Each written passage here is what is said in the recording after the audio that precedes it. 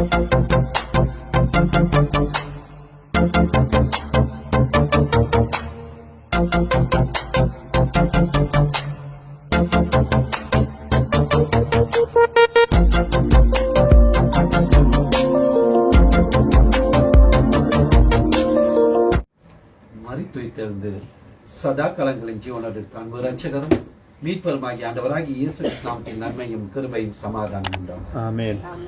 நித்தியாந்தக்கு உதவியாக 1 யோவான் 3 அதிகாரம் 2 வசனத்தை எடுத்துக்கொள்ளும். 1 யோவான் 3 அதிகாரம் 2 வசனம்.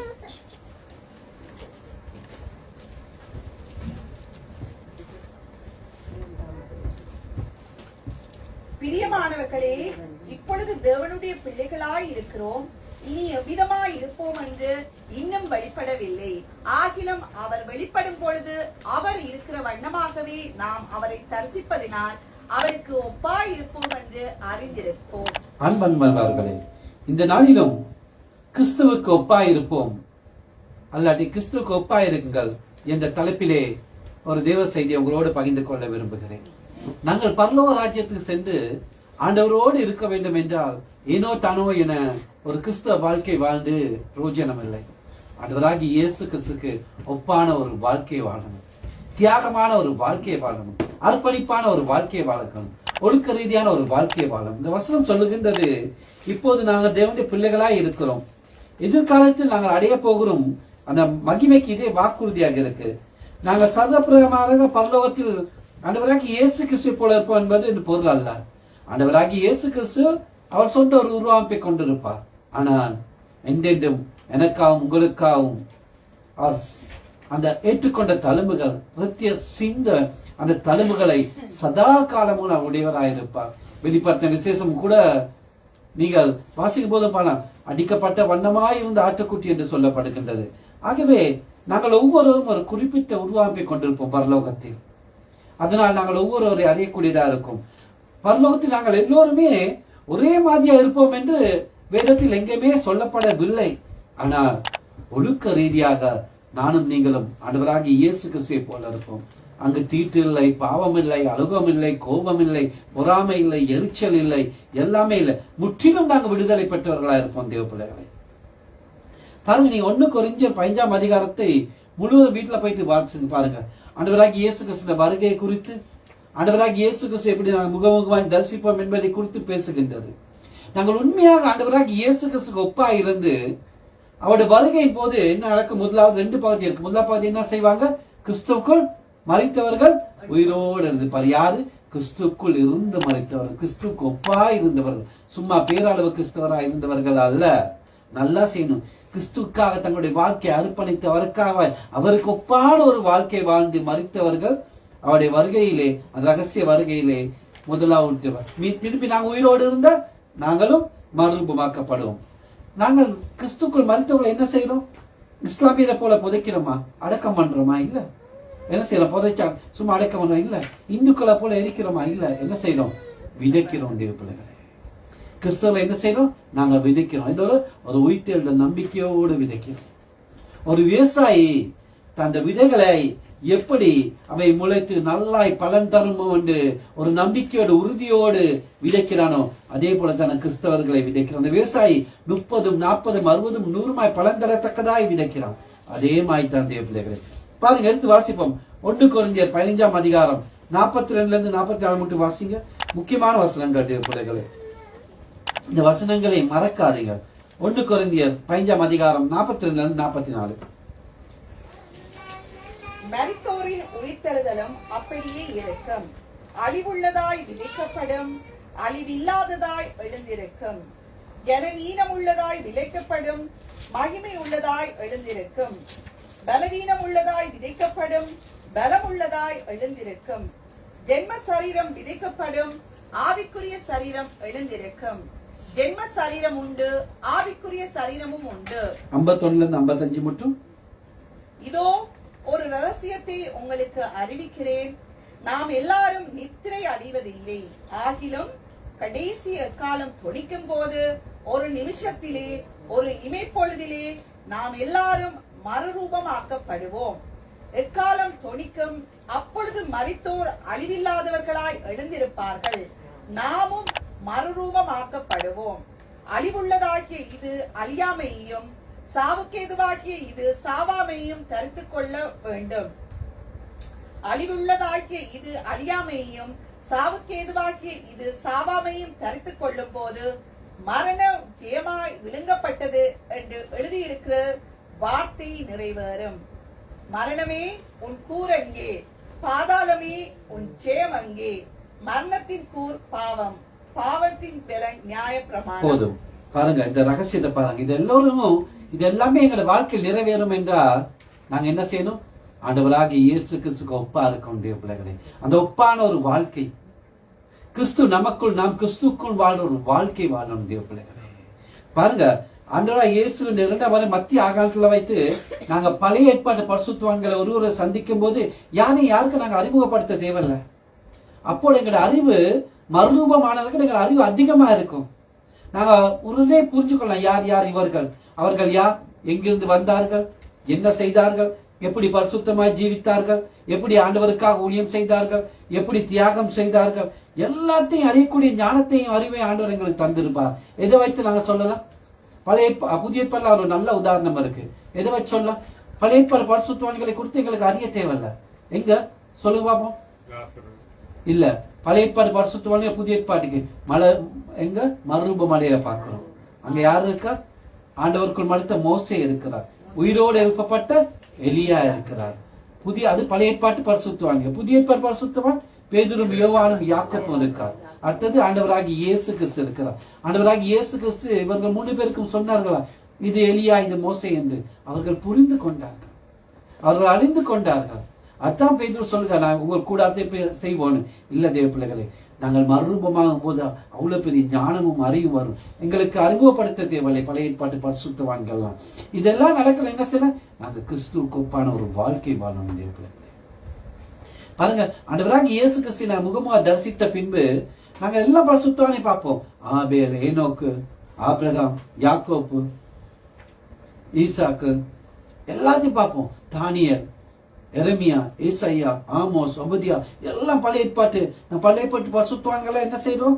நான் வேதத்தின் மூலம் அணிந்து இருக்கிறோம், நிலநாட்டமாய் தான் வாசித்து இருக்கிறோம். அந்த நாளிலே நாங்கள் ஒவ்வொருவரும் அவர்களை என்ன செய்யறோம்? முகமுகமாய் தரிசிக்க போகிறோம் தேவ பிள்ளைகளே. பாருங்க, முகமாய் தரிசித்து அப்ப நாங்க அணிந்து கொள்ள போகிறோம். அப்படி அந்த பரிசுத்தவான்களை தரிசிக்கணும். இன்னொத்தான ஒரு கிறிஸ்தவ வாழ்க்கை வாழ்ந்து பிரயோஜனம் அல்ல, உண்மையான ஒரு கிறிஸ்தவ வாழ்க்கை வாழணும். ஆண்டவராகிய இயேசு கிறிஸ்துவுக்கு ஒப்பான ஒரு கிறிஸ்தவ வாழ்க்கை வாழணும். கிறிஸ்தவ வாழ்க்கை என்பது ஒரு கடினமான வாழ்க்கை. பல தியாகங்கள் செய்யணும், எங்களை விட்டு கொடுக்கணும். அப்படி எல்லாமே இருந்து அப்படி ஒரு வாழ்க்கை வாழ முடியும். பாருங்க, சில நேரம் அந்த நேரத்துல நாங்க முகமே அவள் பிரிந்த குடும்பங்கள் இணைக்கப்படவிடும். அதாவது சில எங்களை உறவுகள் கிறிஸ்துக்குள் மறைத்திருப்பார்கள். நான் சொல்றது கிறிஸ்துக்குள் மறித்த உறவுகள். சிலர் ஊழியக்காரர்கள் நல்ல விசுவாச ஓட்டத்தை காத்துக்கொண்டு ஜெயமாய் கிறிஸ்துக்குள் மறித்த ஊழியக்காரர்கள் இருப்பார்கள். அப்போது சில நேரம் அவளை பிரிவது எங்களுக்கு கஷ்டமா இருக்கும். சில நேரம் அம்மா அப்பாவா இருக்கும், பிள்ளைகளா இருக்கும், எங்களுக்கு பிடிச்சமான ஊழியக்காரர்களா இருக்கும், எவ்வளவு வேதனையா இருக்கும்.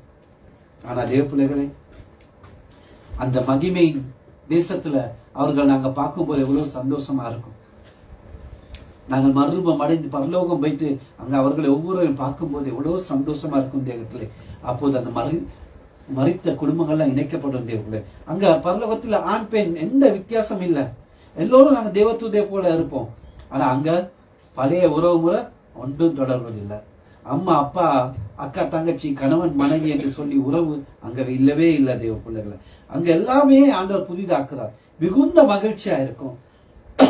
ஆகவே இந்த உலகத்துல நாங்க வாழும்போது தேவ பிள்ளைகளே, ஒரு மனுஷனுக்கு கூட அற்பமா என்ன கூட, அவனுக்கு காசு இல்ல, பணம் இல்ல, அவன் கருப்பு சிவப்பு, அந்த ஜாதி இந்த ஜாதி, அவனுக்கு வேலை இல்ல, வீசா இல்ல, அப்படி ஒரு மனுஷன் ஒரு சின்ன பிள்ளை கூட கூட நாங்க அற்பமா என்ன கூடாது தேவ பிள்ளைகளே. மத்தேயு 18:10 வாசிப்போம்.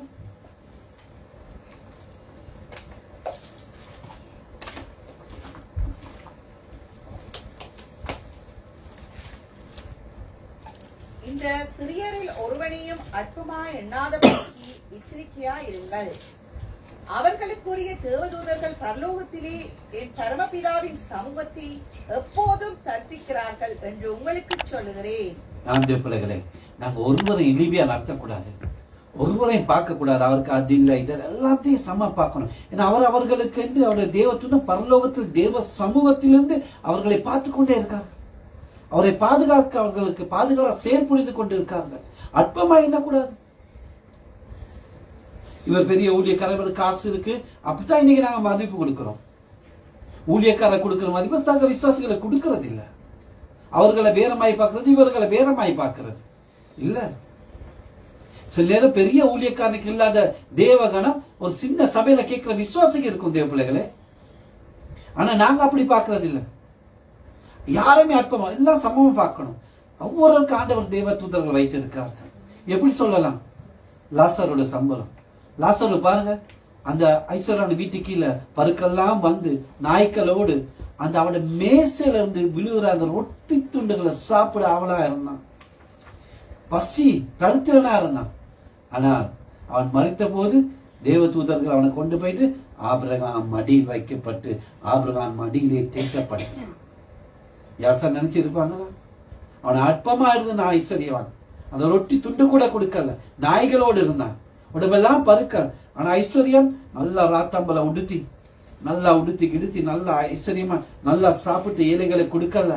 ஆனா மரணத்துக்கு மேல் பாதாளத்திலே தரித்திரனும் கேடு கட்டனாய் ஒரு தண்ணீர் சொட்டுக்காக பிச்சை எடுக்கிற நிலைமையில் இருந்தான். காலம் எப்படி மாறிவிட்டது பாத்தீங்களா?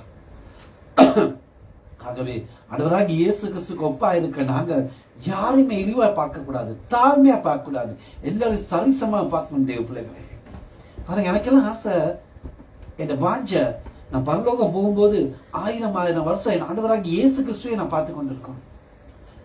அதுக்கப்புறம் எல்லா பரிசுத்தவான்களையும் தனிப்பட்ட முறையிலே பேச விரும்பினேன். அதுவும் வேதாகமத்தில் பரிசுத்தவான்களை வாசித்து அவர்களை எங்களை நிழல் வீரர்களாய் பின்பற்றும் போது அவர்களை பார்த்து அது அவர்களோட பேச எவ்வளவு ஒரு ஆசை இருக்கும். தேவ பிள்ளைகளே, அவர்களோட சில காரியங்கள் எவ்வளவு எங்களோட வாழ்க்கையில முன்மாதிரியா இருக்கின்றது. நாங்க தேவகுமாரனையும் பிதாயை மட்டுமல்ல, அங்கு பரிசுத்தாவியான முகமுகமாய் தரிசிப்போம். வேதத்திலே ஒரே ஒரு இடத்துல மட்டும்தான் பிதா குமாரன் பரிசுத்தாவி 3 பேரும் சந்திக்கிறாங்க. அன்னைக்கு நிறைய பேருக்கு தெரியாம இருக்கும். ஒரே இடத்துல வேதத்துல 3 பேரும் வார வெளிப்படுத்தும் விசேஷத்துல பார்க்கலாம். 4ஆம் அதிகாரத்துல, அந்த 4ஆம் அதிகாரத்தை இந்த 5 நினைக்க 4 பிதா குமாரன் பரிசுத்தாவியான 3 பேரும் சந்திக்கிற ஒரே இடம் வேதத்துல அன்னைக்கு தான் இருக்கின்றது. பாருங்க, அங்க பரிசுத்தாவியை பார்ப்போம். அவர் அந்த பரலோகம் முழுவதையும் அவருடைய பரிசுத்த அலங்கார நிறுத்தி இருப்பார். அவர் தான் பரிசுத்த, அந்த பரிசுத்தத்தை பரலோக பரிசுத்தை நமக்குள் தருபவர். தேவ பிள்ளைகளே, அப்படி ஒரு பரிசுத்த தேசத்துக்கு போனா நாங்க நார்மலான ஒரு கிறிஸ்தவ வாழ்க்கை வாழ்ந்து செல்ல முடியுமா? ஏதோ ஒரு கடமைக்காக சனிக்கிழமை ஞாயிற்றுக்கிழமை 2 மணி நேரம் சபைக்கு வந்து போகிற ஒரு கிறிஸ்தவ வாழ்க்கை வாழ்ந்தீங்க. அனுதினமும் நானும் நீங்களும் கிறிஸ்துவுக்காக வாழணும். நாம் கிறிஸ்துவுக்கு ஒப்பா இருக்கணும். தேவ பிள்ளைகளே, வெளிப்படுத்த 4:8 என்ன சொல்லுகின்றது? அந்த 4 ஜீவன்களிலும் ஒவ்வாறு சுற்றிலும் உள்ளேயும் கண்களால் நிறைந்தவர்களாய் அவைகள் இருந்தவரும் இருக்கிறவரும் வருதுமான சர்வமல்ல தேவனாய் கர்த்தரை பரிசுத்தர் பரிசுத்தர் இரவும் பகலும் ஓய்வில்லாமல் சொல்லிக் கொண்டிருந்தது. அப்படி ஆண்டவரை போட்டுக் கொண்டிருந்த தேவ பிள்ளைகளே, பாருங்க, வெளிப்படுத்த 4 சிங்காசனம் மின்னலும் இடிமுன்னல்கள் சத்தங்களும் புறப்பட்டன. தேவனுடைய 7 ஆவிகளான 7 அக்னி தீபங்கள் சிங்காசனம் முன்பாக எரிந்து கொண்டிருந்தன. அப்படி ஒரு பரிசுத்தமான தேசத்துக்கு, பரிசுத்த தேவனை, சுத்தமும் கொஞ்சமும் பாவிலா சுத்த கண்ணனை, பரிசுத்த தேவனை நானும் நீங்களும் தரிசிக்க போகிறோம்.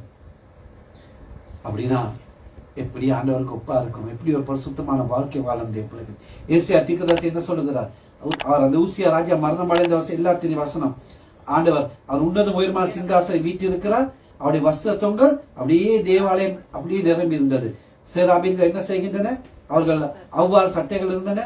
2 கையால முகத்தை, 2 கையால காலம் ஓட்டிக்கொண்டு, 2 கையால சிரட்டையில் இருந்து கொண்டு என்ன சேனைகள் கர்த்தர் பரிசுத்தர் பரிசுத்தர் என்று போட்டிக் கொண்டிருந்த தேவ பிள்ளைகளை, பூமி அத்தனும் அவருடைய மகிமை அப்படியே நிறைந்திருக்கின்ற பார்க்கிறோம்.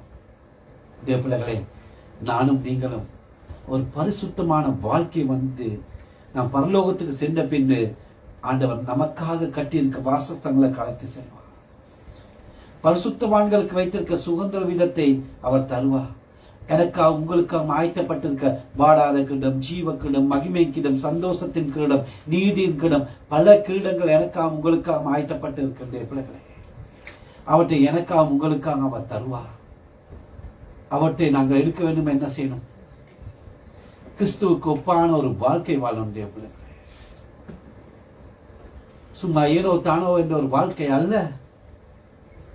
கிறிஸ்துவுக்கு ஒப்பான அவட ஒழுக்க ரீதியான, அவட அன்பு ரீதியான அப்படி ஒரு வாழ்க்கை, உண்மையான ஒரு கிறிஸ்தவ வாழ்க்கை வாழணும். ஆண்டவராகிய இயேசு கிறிஸ்து இந்த உலகத்தை விட்டு கடந்து செல்ல முன்பாக சீசர்களை பார்த்து சொன்னார். யோவான் 14:1-2 வாசிப்போம்.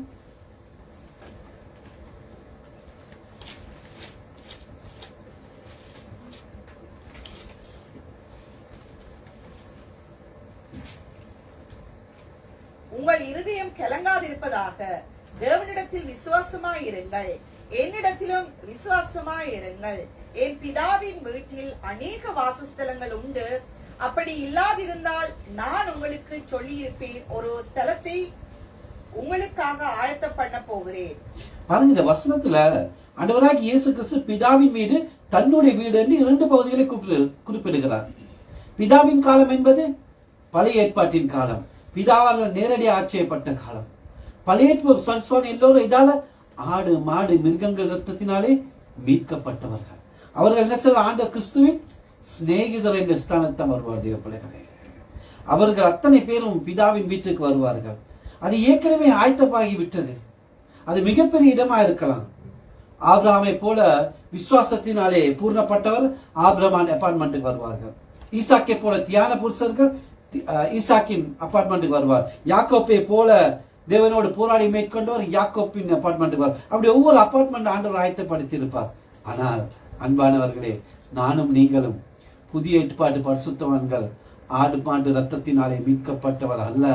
ஆண்டவராகிய இயேசு கிறிஸ்துவின் விலையேறப்பட்ட அந்த பரிசுத்த ரத்தத்தினாலே மீட்கப்பட்டு இருக்கிறோம். தேவ பிள்ளைகளே, ஆண்டவராகிய இயேசு கிறிஸ்துவோடு என்றென்றும் வாழும்படி அந்த இடத்துக்கு நாங்க போவோம். எங்களுக்கு இருக்க மகிமையை நாங்க உணர்வோம். நான் எல்லாரும் விசேஷித்தவர். தேவ பிள்ளைகளே, பழைய ஏற்பாட்டு பரிசுத்தவான்கள மோசே, ஆபிரகாம், அவ்வளோ பெரிய விசுவாசத்தை ஆபிரகாம் கூட நானும் நீங்கள் இல்லாமல் பூர்ணமாக முடியாது. தேவ பிள்ளைகளே, அவ்வளவு விசேஷித்தவர்கள் நாங்கள். பரலோகத்தில் எல்லா இடங்களும் மிகச்சிறந்த இடம் என்ன தெரியுமா? என் ஆண்டவராகிய இயேசு கிறிஸ்து இருக்கிற இடம் தான். அங்கே தான் அவருடைய தோழர்களாக அல்ல, அவருடைய மனவாட்டியாக நானும் நீங்கள் விளங்குவோம். அவருடைய சரீரமாக நாங்கள் அவரை மனவாளராக இருப்பார். தேவ பிள்ளைகளே, அவர் தலை, நாங்கள் சரீரம். தெய்வதூதர் இவ்வளவுதான் பெரியவர்களா இருக்கலாம், ஆனா அவர்கள் எனக்கும் உங்களுக்கும் பணிவிடை ஆவிகள். தேவ பிள்ளைகளே, வேலைக்காரர்கள். அப்படிதான் ஆண்டவருக்கு நாங்கள் விசேஷித்தவர். புதிய ஏற்பாடு கிறிஸ்துவர் நாங்கள் யார் என்று அறியாதாங்கிறோம். கிறிஸ்துவுக்கு ஒப்பான ஒரு வாழ்க்கை வாழாம இருக்கும். தேவ நானும் நீங்கள் கேராபின் சேராபின்கள் அல்ல, கிறிஸ்துவோட வீட்டு இருப்போம், அவருடைய அசால்வோம். அது மகிமை மகத்துவமுள்ள இடமாக இருக்கும். அங்கே அப்படியான ஒரு இடத்துக்கு போக வேண்டும் என்றால் எப்படி ஒரு கிறிஸ்தவ வாழ்க்கை, ஆண்டவராகிய இயேசு கிறிஸ்துவுக்கு ஒப்பான ஒரு வாழ்க்கை வாழ முடியும். அந்த பரம எருசலேம் எப்படி இருக்கும்? தேவ பிள்ளைகளே, அது அஸ்திபாரங்கள் எல்லாம் அப்படியே வெளியேறப்பட்ட கற்களா இருக்கும். ஆட்டுக்குட்டியானவரே அதுக்கு பரலோகத்துக்கு விளக்காக வெளிச்சமாக ஆலயமா இருப்பார். அந்த மகிமை உள்ள தேசத்திலே கோடி கோடி வருஷங்கள் நானும் நீங்கள் நித்தியமாய் நிலைத்து களி கூற போகிறோம். இந்த பூமியில 70, 80 ஆக போனா 90, 100 அங்க கோடி கோடி வருஷமா சந்தோஷமா இருக்க போகிறோம். தேவ பிள்ளைகளே, அப்படின்னா என்ன செய்யணும்? ஆண்டவராகிய இயேசு கிறிஸ்துவுக்கு ஒரு ஒப்பான ஒரு வாழ்க்கை வாழணும். எல்லாவற்றையும் உண்மை உள்ள ஒரு வாழ்க்கை. தேவ பிள்ளைகளே, பேரளவு கிறிஸ்தவ வாழ்க்கை அல்ல, உண்மையான ஒரு அர்ப்பணிப்பான வாழ்க்கை. கஷ்டம். அதான் கிறிஸ்தவ வாழ்க்கை என்பது ரோஜா பஞ்சுமத்தை அல்ல, கரடு முரணான ஒரு வாழ்க்கை. தேவ பிள்ளைகளே, பாருங்க, சில வேலைகளிலே நாங்கள் ஹோட்டல்களுக்கு போன என்ன செய்வாங்க? சொல்லுவாங்க, சில நேரம் 1/2 மணி நேரம் வெயிட் பண்ணுங்க சொல்லி டக்குனு ரூம்ல பெட் கவர் எல்லாமே மாற்றி தருவாங்க. இந்த உலகத்தை ஆண்டவர் ஒரு மனித குடியிருப்பாக மாற்ற ஆண்டவருக்கு எத்தனை நாட்கள் தேவைப்பட்டது? 6 நாட்கள் தேவைப்பட்டது. இந்த உலகம் அப்படியே அது ஸ்திரம் இல்லாம இருந்துச்சு. பாருங்க, 6 நாட்களிலே எத்தனை அருமையா இந்த உலகத்தை எத்தனை அழகான இடங்கள் இருக்கிற உலகத்தில், எத்தனை மலைகள், எத்தனை நீர்வீழ்ச்சிகள், எத்தனை ஆறுகள், எத்தனை கடல்கள், பீச்சுகள், இவ்வளவு அழகான இடங்களை 6 நாட்களிலே உருவாக்க இவ்வளவு அழகா இந்த உலகத்தை ஆண்டவர் உருவாக்கி இருக்கார். சில நாட்டுகளுக்கு போனால் பாருங்க, இவ்வளவு அழகா இருக்கும். பார்க்க இந்த இயற்கையை பார்க்க வெறும் 6 நாட்கள் தான் போச்சு. ஆனால் ஆண்டவராகிய இயேசு கிறிஸ்து தன் சரீரமாகிய மனவாட்டியை பரலோகத்தில் கொண்டு வைப்பதற்காக கடந்த 2025 வருடங்களாக பார்த்து முயற்சி செய்து கொண்டிருக்கிறார். அந்த இடத்தில் எந்தென்று நானும் நீங்களும் வாசம்படியாய் ஆய்த்த அந்த புதிய எருசலேம் எவ்வளவு அழகாக இருக்கும் தேவப்பிள்ளைகள். 6 நாட்களில உருவாக்கின இந்த உலகமே இப்படி அழகா இருந்தா 2000 வருடங்களாய் பார்த்து உருவாகி கொண்டிருக்கிற அந்த பரம எருசலேம் எப்படி இருக்கும் பாருங்க.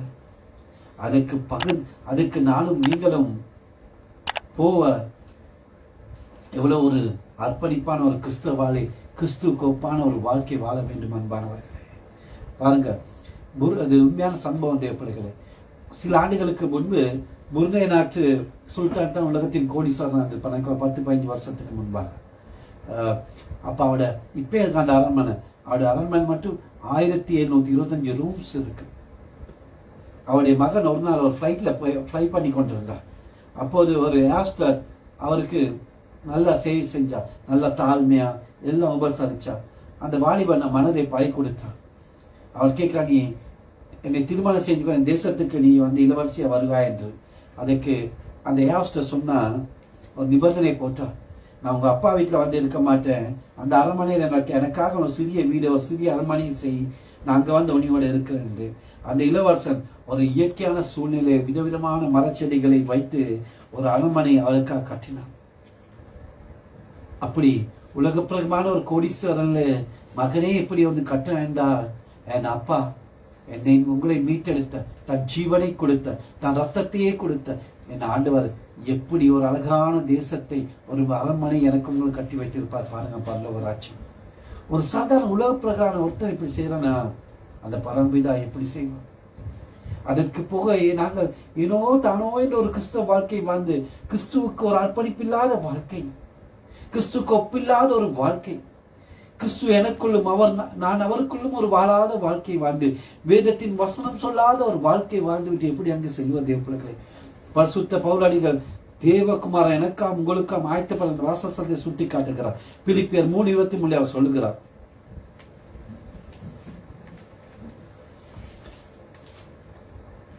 நம்முடைய இடம் எங்க இருக்கின்றது? பிலிப்பியர் 3:23-20 நினைக்கிறேன். பிலிப்பியர் 3:20 போதும். நம்முடைய குடியிருப்பு பரலோகத்தில் இருக்கிறது, அங்கிருந்து கர்த்தராகிய இயேசு கிறிஸ்து என்னும் இரட்சகர் வர எதிர்பார்த்து கொண்டிருக்கிறோம். ஆமென். எங்களுடைய குடியிருப்பு எங்க இருக்கின்றது? பரலோகத்தில். எப்படி? நாங்க இங்க அநாதைகள், பரதேசிகள். பேர்வாடிகள் சொல்றது போல இது நிலையற்ற கூடார வாழ்க்கை வாழ்க்கணும் தேவப்பிள்ளைகள். நாங்க இது நிலை இல்லை. இன்றைக்கு இருப்போம், நாளைக்கு இருப்போம் சொல்ல முடியாது. இது நிரந்தரமற்ற வாழ்க்கை. இது அனித்தியமான ஒரு வாழ்க்கை, நித்தியமான வாழ்க்கை அல்ல. என்னுடைய உங்களுடைய குடியிருப்பு பரலோகத்தில் இருக்கின்ற தேவப்பிள்ளைகளே, அந்த பரலோக குடியிருப்பில் நானும் நீங்கள் வாழ வேண்டும் என்றால் கிறிஸ்துவுக்கு ஒப்பான ஒரு வாழ்க்கை வாழ வேண்டும். பரலோகத்தில் சென்று கொண்டதும் எங்களை ஆட்டுக்குட்டியான ஜீவ புஸ்தகத்தை பார்ப்போம். ஆண்டவராகிய இயேசு கிறிஸ்து தம்முடைய தூய ரத்தத்தினாலே நம்ம பேரை எழுதியிருப்பதை காண்பார். கர்த்தர், மகனே, நான் உன் ரத்தத்தினாலே புதிய உடன்படிக்கை செய்திருக்கிறேன், உன் எஜமான சந்தோஷக்குள் பிரவேசி என்று சொல்வார்.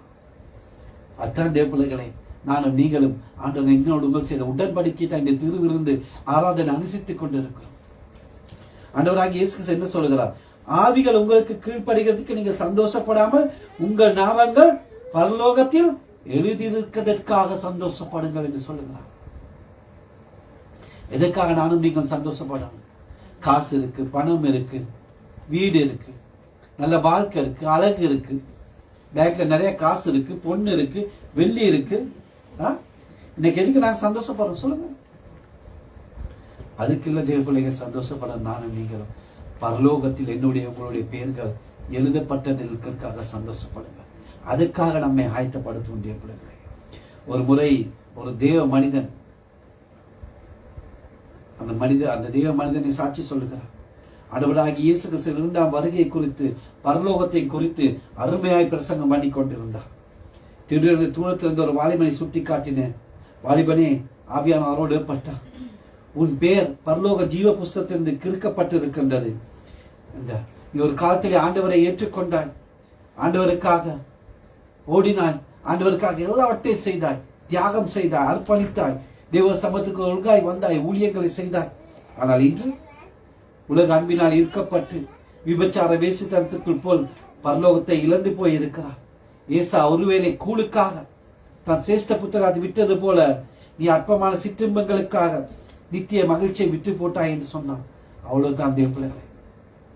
அந்த வாலிபன் ஆயிரக்கணக்கான மக்கள் மத்தியிலே கத்தி அழுந்தானா, பயந்தானா, அப்படியே தேவ சமூகத்திலே சங்கடமாய் விழுந்து அலறினானா. ஒரு வாரங்காலம் ஒன்றுமே சாப்பிடல, குடிக்காம உபவாசத்தோட செபித்தானா. சபையை விட்டு வெளியே போகல. ஆண்டவரே, என்னுடைய பேரை மறுபடியும் ஜீவ புஸ்தகத்தை எழுதும் என்று விடாபுடைய கர்த்தருடைய சமூகத்திலே பாதத்திலே விழுந்து மன்றாடினான். முடிவாக கர்த்தர் மனதுருகி அவனுடைய பாவங்களை மன்னித்து அந்த போதர்களை திரும்பவும் ஜீவ புஸ்தகனுடைய பேரை எழுதினாராம். யோசிச்சு பாருங்க, என்னுடைய உங்களுடைய பேர்கள் ஜீவ புஸ்தகத்தில் எழுதப்பட்டிருக்கின்றன. யோசிச்சு பாருங்க அன்பானவர்களே. அதற்கு தகுந்தமான கிறிஸ்துக்கு ஒப்பான ஒரு வாழ்க்கை நானும் நீங்களும் வாழ்கிறோமா? கிறிஸ்துவ வாழ்க்கை என்பது விளையாட்டு அல்ல தேவ பிள்ளைகளே. நாம் பரலோகத்தில் சென்ற பின்பு நாங்கள் இப்படி அர்ப்பணிப்பான வாழ்க்கை வாழ்ந்து அந்த ரகசிய வருகையிலே எடுக்கப்பட்டு, என்னுடைய வேண்டுதல் யாருமே கைவிடப்படக்கூடாது. ஆண்டவருடைய வருகை இன்று இருக்குமானால் இன்று நாங்கள் எல்லோரும் எடுக்கப்பட வேண்டும். அதை கைவிடப்பட்டா எப்படி இருக்கும்? தேவ பிள்ளைகளே, நாங்கள் போயிட்டு பரலோகத்திலே, நீங்க வேத வாசிக்கும் பாருங்க, பரலோகத்திலே சேனை நாங்கள் போயிட்டு கொஞ்ச நேரத்திலே பரலோக பவனி புறப்பட்டு விடும். அந்த வெள்ள குதிரை மேல் உண்மையும் உள்ளம் சத்தியம் உள்ளவர் இயேசு கிறிஸ்து அப்படியே முன்பே போவார் அந்த பவனிலே. வெளிப்படுத்தல் 19:14 சொல்லுகின்றது, பரலோகத்தில் சேனைகள் வெண்மையும் சுத்தமுள்ள மெல்லிய வஸ்திரங்களால் வெண் குதிரை மேல் அவருக்கு பின் சென்றார்கள். இந்த உலகத்திலே இதே வெற்றியோடு வாழ்ந்து ஊழியங்கள் செய்து அவமானங்கள் பற்று, நிந்தைகளை பற்று, துன்பங்களை பற்று, ஊழிய வாழ்க்கையில எத்தனை பாடுகள் தேவ, எத்தனை வேதனைகள், எத்தனை துன்பங்கள், எத்தனை இழப்புகள், எத்தனை கஷ்டங்கள் எல்லாமே பற்று தங்கள் ஓட்டத்தை முடிந்தவர்கள் அவருக்கு பின் செல்வார்கள். பரலோகம் ஆச்சரியப்பட்டு பார்க்கும், யார் இவர்கள், இத்தனை பேர்கள் பரலோகத்துக்கு வந்திருக்காரு, ஆச்சரியப்படுவார்கள். தேவ பிள்ளைகளே, நானும் நீங்களும் அந்த பரலோக பவனியிலே காணப்படுவோமா? சொல்லுங்க, எண்ணி பாருங்க. என்னுடைய உங்களுடைய பேர்கள் ஜீவ புஸ்தகத்தில் எழுதப்பட்டிருக்குமா? ஆண்டவர் வெள்ளையும் அந்த வெள்ள குதிரையின் மேலே உண்மையும் சத்தியம் உள்ளவர் போகும்போது அவருடைய பவனிலே பின் செல்ற அந்த வெண் வஸ்திரம் சத்தவர்களாய் நாங்கள் வெள்ளி வஸ்திரம் தட்டி வெள்ள குதிரை மேலே அவர் பின் செல்லும் போது அந்த ஆச்சரியப்பட்டு அந்த பவனியிலே, பரலோக பவனியிலே, அந்த ஊர்வலத்திலே நானும் நீங்களும் காணப்படுவோமா? அந்த பிள்ளைகளே, இப்போது கண்ணாடியில் நிலாட்டமாய் பார்க்கிறோம், அப்போது முகமாய் தாங்கள் ஒரு பாடல் உண்டு. அதை கொஞ்சம் வரிகளை கேட்டு நாங்கள் திரும்பி தேவ செய்திக்குள்ள போவோம். அந்த பாட்டை படிங்க, அருமையான பாட்டு. கண்களை மூடி இந்த பாட்டை கொஞ்சம் கேளுங்க. இந்த தேவ செய்தியோடு சம்பந்தப்பட்ட ஒரு பாட்டு. பரிசுத்த கூட்டம் இயேசுவை போற்றி பாடி மகள் நாடி அங்கே கூடிட பரமானந்த கீதம் மங்களம்ப நீ அங்கிருப்பாயோ, நீ அங்கிருப்பாயோ, நீ அங்கிருப்பாயோ சொல்லேன் மனமே, நீ அங்கிருப்பாயோ, நீ அங்கிருப்பாயோ, நீ அங்கிருப்பாயோ சொல்லேன் மனமே. ஆட்டு கொட்டியும் அரசாட்சி செய்ய ஆண்டினோரவரும் அவரை சேர, ஆட்டு குட்டியும் அரசாட்சி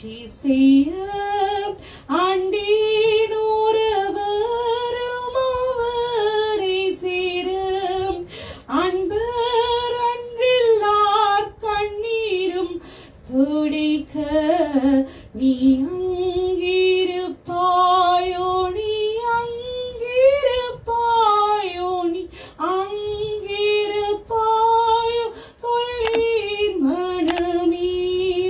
நீ அங்கிருப்பாயோ, நீ அங்கிருப்பாயோ, நீ அங்கிருப்பாயோ சொல்லேன் மனமே. சோதனைகளை வென்றவரவரும், துன்பம் தொல்லைகளை சகித்தவரும், யோதிரூபமாய் சொல்லோகில் ஜோலிக்க நீ அங்கிருப்பாயோ, நீ அங்கிருப்பாயோ, நீ அங்கிருப்பாயோ சொல்லேன் மனமே. நீ அங்கிருப்பாயோ, நீ அங்கிருப்பாயோ, நீ அங்கிருப்பாயோ சொல்லேன் மனமே.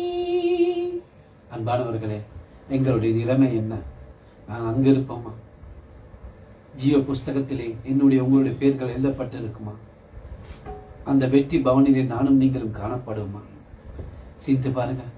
எனக்கும் ஆண்டவருக்கும் ஒரு ஆழமான ஐக்கியம், அன்பின் ஐக்கியம் இருக்கின்றதா? அதுதான் முக்கியம். எனக்கும் ஆண்டவருக்கும் தெரிந்த உண்மை உலகத்தில் பார்க்கிறவங்களுக்கு, மற்றவங்களுக்கு, சபையில் இருக்க போதகருக்கு, ஊழியக்காரங்களுக்கு, விசுவாசிகளுக்கு தெரியாது. எனக்கும் ஆண்டவருக்கும் ஒரு ஆழமான அன்பின் ஐக்கியம் இருக்கின்றதா? எங்களை கிறிஸ்துவோடு இணைத்திருக்கிறோமா? நானும் நீங்கள் உலகத்தின் கண்களை மூடினாலும் மகிமையின் தேசத்தின் கண்களை திறந்து கிறிஸ்துவை முகமுகமாய் காணுவோமா? எங்களுடைய ஜீவன் கிறிஸ்துக்குள் மறைந்திருக்கின்றதா? சிந்தித்து பாருங்க. எனக்கும் ஆண்டவருக்கும் இடையே ஒரு ஆழமான அன்பின் ஐக்கியம் இருக்கின்றதா? மற்றொரு சொல்வார்கள், பிரசங்கிக்கிறார்கள், முயற்சி பண்றார்கள், ஊழியம் செய்கிறார்கள், சபைக்கு போறார்கள், வாழ்கிறார்கள். ஆனா எனக்கும் ஆண்டவருக்கும் இடையிலே ஒரு ஆழமான அன்பின் ஐக்கியம் இருக்கின்றதா? நான் என்னை கிறிஸ்துவோடு இணைத்திருக்கிறேனா? நான் இந்த உலகத்தில் இந்த நிமிடத்தில் கண்களை மூடினாலும் அந்த மகிமையின் தேசத்திலே கண்களை திறக்கும் போது கிறிஸ்துவை நான் முகமுகமாய் பார்ப்பேனா? என்னுடைய ஜீவன் கிறிஸ்துக்குள் மறைந்திருக்கின்றன. அன்பானவர்களே, நான் சபைக்கு வந்து போறேன், நான் எல்லாமே நான் கிறிஸ்டியனா இல்ல. நான் ஞானஸ்தானம் எடுத்திருக்கேன், நான் கிறிஸ்டியனா இல்ல. நான் இங்க நின்று பிரசங்கம் பண்றேன், கிறிஸ்டியனா இல்ல. இந்த தம்பி மேலம் வாசிக்கிறான், கிறிஸ்டியனா இல்ல. பார்த்தி வீவ போடுறான், கிறிஸ்டியனா இல்ல.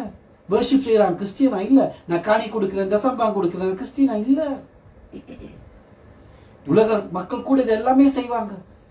யாரும் வந்து பிரசங்கிப்பாங்க, யாரும் வர்ஷிப் செய்வாங்க, யாரும் ஊழியம் செய்வாங்க, யாரும் சபைக்கு வந்து போலாம். நான் கிறிஸ்துக்கு ஒப்பான உண்மையான ஒரு கிறிஸ்தவ வாழ்க்கை வாழுகிறேன். அதுதான் உண்மையான கிறிஸ்தவன் தேவப்படவில்லை.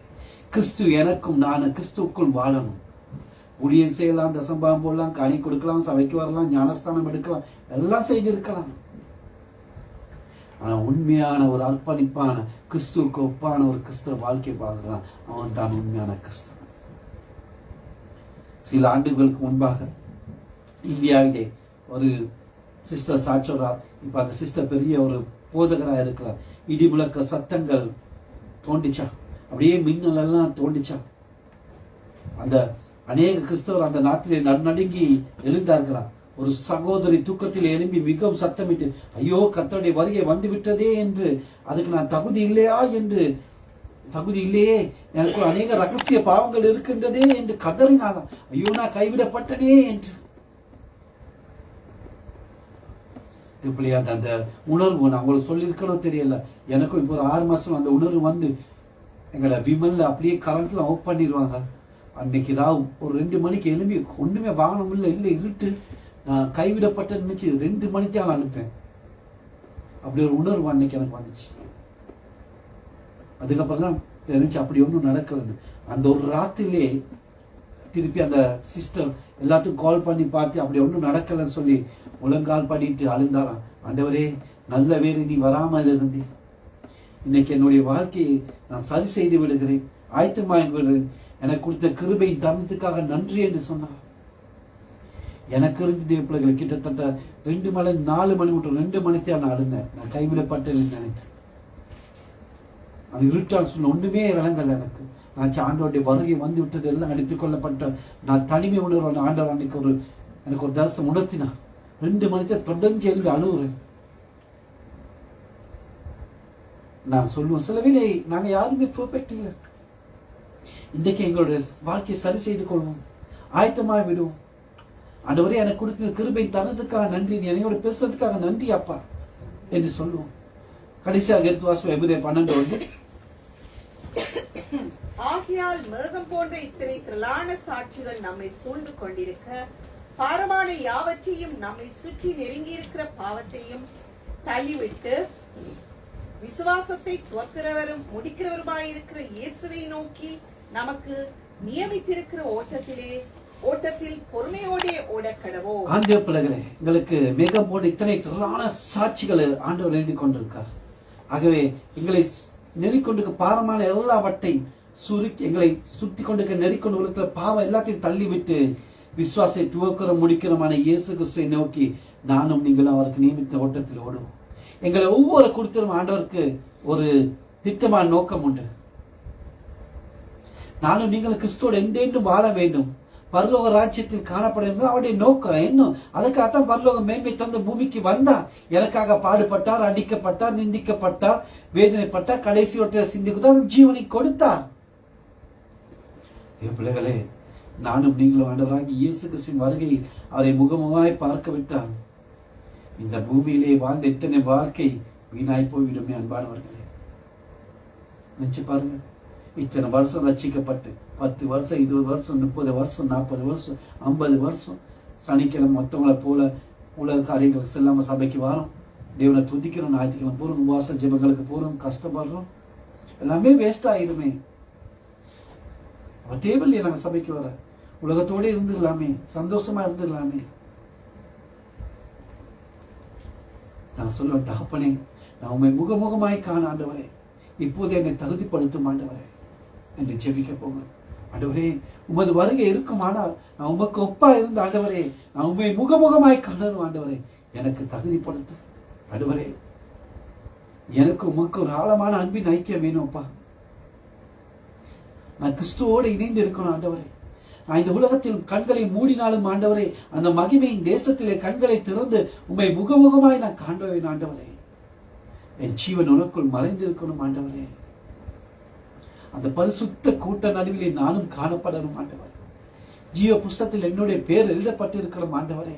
அந்த வெற்றி பவனியிலே ஆண்டவரே, உண்மையும் சத்தியம் உள்ளவரை நீர் போக உமக்கு பின்னால் நான் வரணும் ஆண்டவரே. அப்படி ஒரு கிறிஸ்துவ வாழை உமக்கு ஒப்பான ஒரு வாழ்க்கை வாழணும் ஆண்டவரே. என்னை தகுதிப்படுத்தும் ஆண்டவரே, என்னை மென்மேலும் ஆண்டவரே, என்னை உணர்த்தியதுக்காக நன்றி ஆண்டவரே. தேவ பிள்ளைகளே, நாங்க சொல்ல போறோம், அப்பா நான் உங்களோட முகத்தை பார்க்கணும் ஆண்டவரே, நான் கைவிட்டு போகக்கூடாது ஆண்டவரே, உங்களோட ரகசிய வருகையில இருக்கணும், என்னை தகுதிப்படுத்தும் என்று நாங்கள் சொல்லி ஜெபிக்க போகிறோம். நாங்கள் எல்லோரும் எழுந்து ஒரு நிமிஷம் கண்களை மூடி நான் சொல்லுவோம், அப்பா நான் உமக்கு ஒரு ஒப்பான ஒரு வாழ்க்கை வாழணும் அப்பா. ஆண்டவரே உமக்கும் எனக்கும் ஒரு அன்பின் ஐக்கியம் வேணும் அப்பா. நான் உம்மோடு இணைந்து இருக்கணும் ஆண்டவரே. நான் இந்த உலகத்தில் கண்களை மூடினாலும் அந்த மகிமையின் தேசத்திலே கண்களை திறந்து உம்மை முகமுகாய் காண வேணும் அப்பா. என்னோட ஜீவன் உமக்குள் மறைந்து இருக்கணும் ஆண்டவரே. தேவ பிள்ளைகளே, தகப்பனே நான் உம்மை முகமாய் காண இப்போது என்னை தகுதிப்படுத்தும் அப்பா.